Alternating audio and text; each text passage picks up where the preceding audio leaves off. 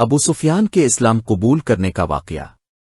ابو نعیم ابن عباس رضی اللہ عنہ سے روایت کرتے ہیں کہ عباس رضی اللہ عنہ نے بتایا کہ ہم یمن کی طرف ایک تجارتی قافلہ میں روانہ ہوئے۔ اس قافلہ میں ابو سفیان بن حرب بھی تھا، چنانچہ ہم یمن پہنچ گئے۔ ایک روز کھانے کا اہتمام میں کرتا تھا اور ابو سفیان سب کو کھلاتا تھا، اس طرح ابو سفیان بھی کرتا۔ ایک دن ابو سفیان نے مجھے کہا، ابو الفضل آج میرے پاس تشریف لائیں اور کھانا بھی وہی لیتے آئیں۔ چنانچہ ہم سب نے ان کے ڈیرے پر کھانا کھایا۔ لوگ کھانا کھا چکے تو مجھے ابو سفیان نے اپنے پاس بٹھا لیا اور کہا، کیا تجھے معلوم ہے کہ تیرا بھتیجا کہتا ہے کہ وہ اللہ کا رسول ہے؟ میں نے کہا، میرا کون سا بھتیجا؟ تو ابو سفیان نے کہا، مجھ سے چھپاتے ہو، تیرا صرف ایک بھتیجا ہی اس منصب کا اہل ہے۔ میں نے پھر پوچھا، پھر بھی بتاؤ تو صحیح کون سا؟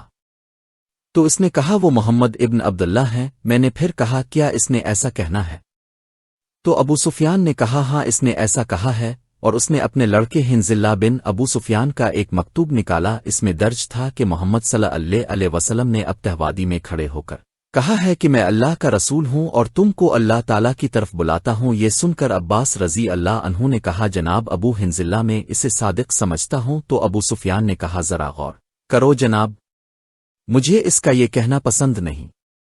اے بنی عبد المطلب، مجھے اس بات کا کوئی خطرہ نہیں کہ یہ تمہارے لیے نقصان دہ ہو، واللہ قریش تمہارے بارے میں شرارت اور فساد رکھتے ہیں۔ جناب میں یہ بات خدا کا واسطہ دے کر کہہ رہا ہوں، کیا اپنے سماعت فرما لیا؟ عباس کہتے ہیں، میں نے کہا، جی ہاں، میں نے یہ سن لیا۔ تو ابو سفیان نے کہا، اللہ یہ تمہارے لیے نحوست ہے۔ میں نے جواب دیا، ممکن ہے، مبارک ہو۔ چند روز بعد عبداللہ بن حذافہ مشرف با اسلام ہو کر یمن تشریف لائے اور یہ بات یمن کی ہر مجلس میں پھیل گئی۔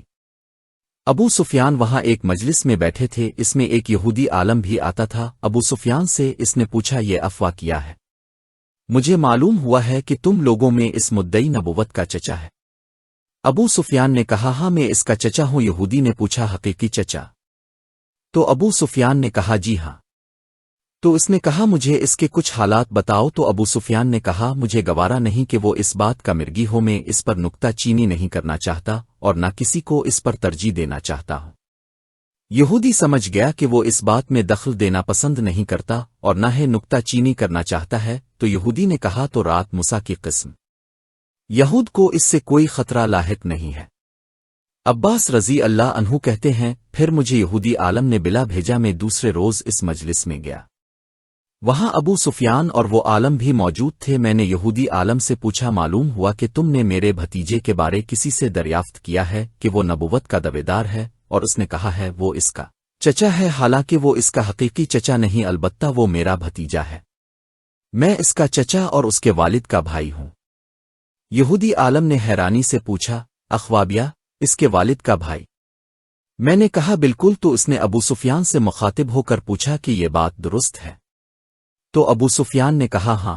پھر میں نے یہودی سے کہا، پوچھو، اگر میں غلط کہوں تو یہ تردید کر دے گا۔ چنانچہ اس نے مجھ سے پوچھا، خدارا بتاؤ، کیا تمہارے بھتیجے نے بھی لادینی اور نادانی کا مظاہرہ کیا؟ میں نے کہا، عبد المطلب کے خدا کی قسم، اس نے نہ بھی جھوٹ بولا ہے، یہ خیانت کی ہے۔ قریش میں امین کے نام سے معروف ہیں۔ اس نے پوچھا، کیا وہ لکھنا جانتے ہیں؟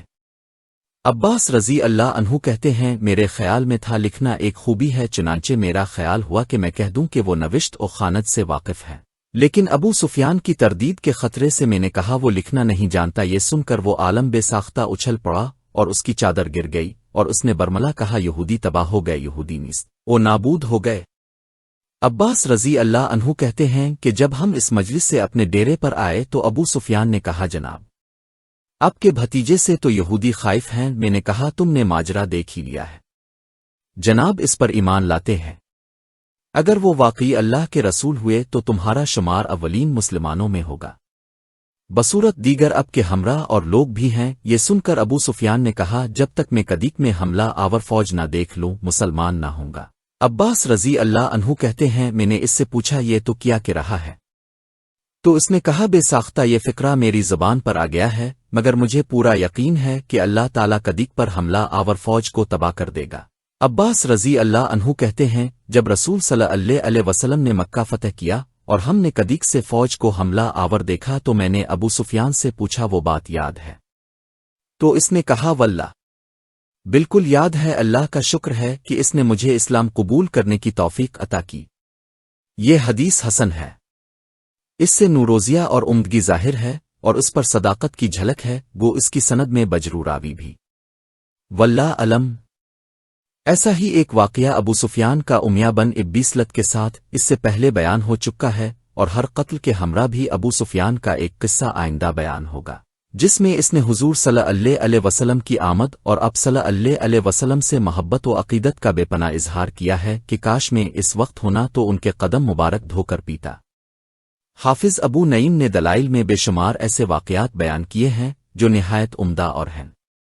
عمرو بن مراجینہ کا واقعہ طبرانی حضرت یاسر رضی اللہ عنہ سے روایت کرتے ہیں کہ مجھے عمرو بن مراجینہ نے بتایا کہ اسلام قبول کرنے سے پہلے میں قوم کے چند افراد کے ہمراہ حج کرنے کے لیے مکہ آیا۔ میں نے مکہ میں خواب دیکھا کہ کعبہ سے ایک نور بلند ہو رہا ہے اور اس کی روشنی کو یسرب اور جنہ کے کو اشر تک پہنچ گئی، اور اس نور میں سے میں نے ایک آواز سنی، ظلمت اور تاریکی چھٹ گئی، روشنی بلند ہو کر پھیل گئی، خاتم انبیاء مبعوث ہو گئے۔ پھر دوبارہ روشنی نمودار ہوئی، میں نے اس سے جدہ کے محلات دیکھنے اور مدائن کے سفید محل بھی، اور میں نے نور میں سے یہ آواز سنی، اسلام ظاہر ہو چکا ہے، بت ٹوٹ گئے، صلہ رحمی کا دور شروع ہو چکا ہے۔ میں پریشان ہو کر جاگ اٹھا اور اپنے رفقا سے کہا واللہ قریش میں کوئی نیا حادثہ رونما ہونے والا ہے، اور میں نے ان کو اپنا خواب سنایا۔ جب ہم وطن واپس چلے آئے تو مجھے کسی سے معلوم ہوا کہ احمد علیہ السلام مبعوث ہو چکے ہیں۔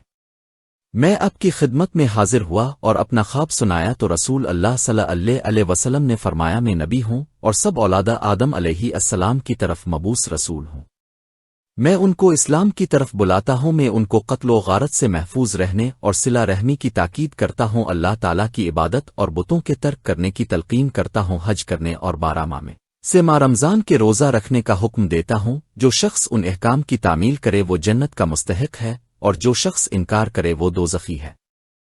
اے عمرو مسلمان ہو جا، اللہ تجھے دوزخ کی ہولناکی سے محفوظ رکھے گا۔ چنانچہ میں نے اشہد ان لا الہ الا اللہ وانک رسول اللہ کہا اور مسلمان ہو گیا، اور اب کے بیان کردہ حلال اور حرام پر ایمان لایا، اگرچہ اقوام عالم کو ناگوار گزرنے۔ پھر میں نے اب صلی اللہ علیہ وسلم کو اپنے چند اشعار سنائے۔